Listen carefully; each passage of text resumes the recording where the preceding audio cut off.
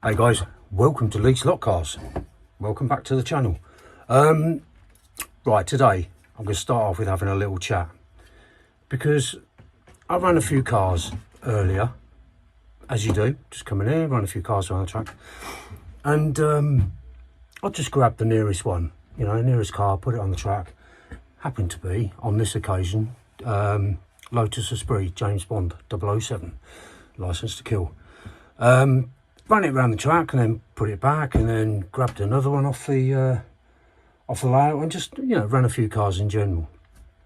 Then I looked up at my shelf where I've got a couple of cars sitting. There's a few, and I saw one in particular that I haven't run for ages, and it is an absolutely gorgeous car. So why is that? Why has this car that I'm about to show you been sat on a shelf? I don't know how long. I dread to think. Long time though. Do you want to see it? Let's have a look. It's this car here, and this is the car. This is the one that sort of sat up on the shelf and never gets any action, and I really don't know why, because it is an absolute stunner. There it is, and that is the Ford Daytona Prototype. Now, this car was a Christmas present, and I loved it. It was on my list for Santa, and they're duly obliged.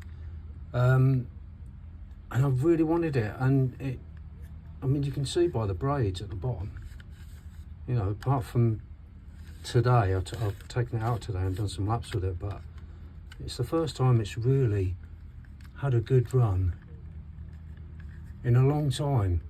But isn't it a lovely car? It's so lovely.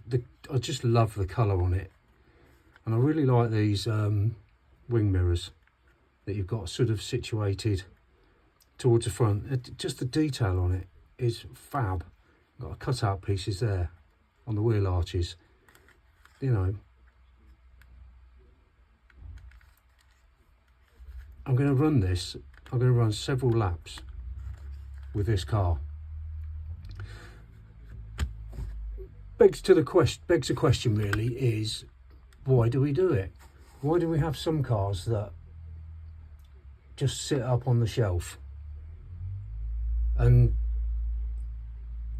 the ones we have as sort of cars that we use day to day, that we just run, that we just grab and run? Why do we pick those? Is it out of choice? Is it just because they're the cars there that we're just going to grab, and it's easier than reaching up to a shelf, getting a car down and opening a box? Well, it shouldn't be anything like that, should it really? In the big picture, it doesn't take a lot of time. So I'm going to put this on the track. So there she is, looking good on the track. Let's do a couple of laps with it.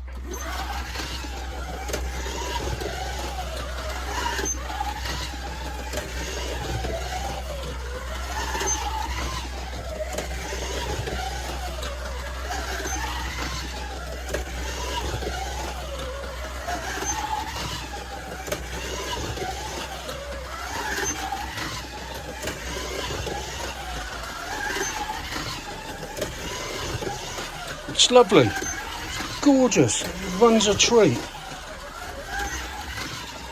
I could do some serious laps with this.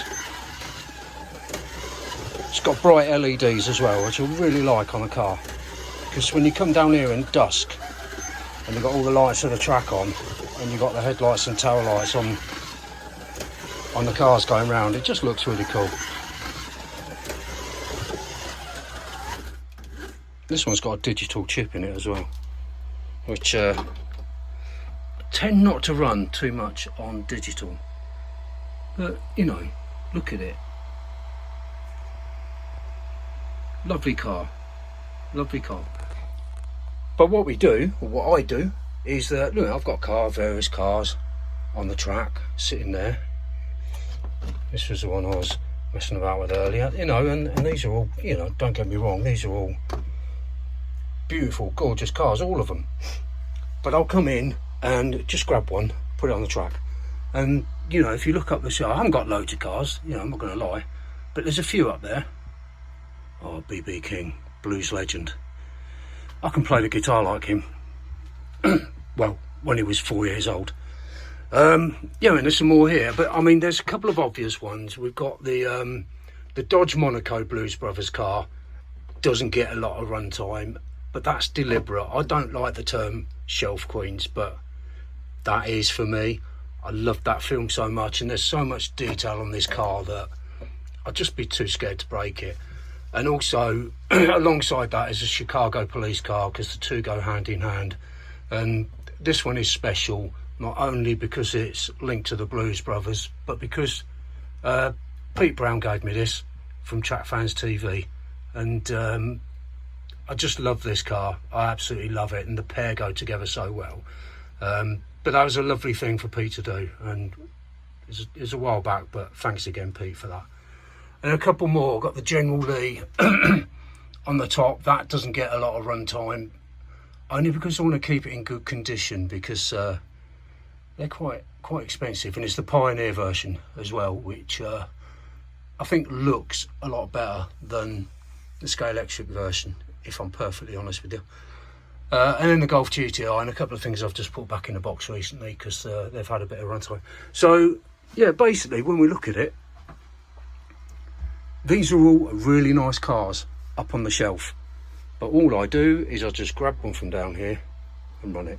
So my very late New Year's resolution is going to be mix and match, you know, chop and change the cars you run, because you might just be pleasantly surprised. Anyway, this was something a little bit different for me, wasn't it? I haven't built anything, there's no foam board, I haven't stuck my finger to anything with super glue, so or cut myself with a scalpel. So all in all, from a health and safety perspective, this has been a very good video. Anyway, I hope it's been of slight interest to you.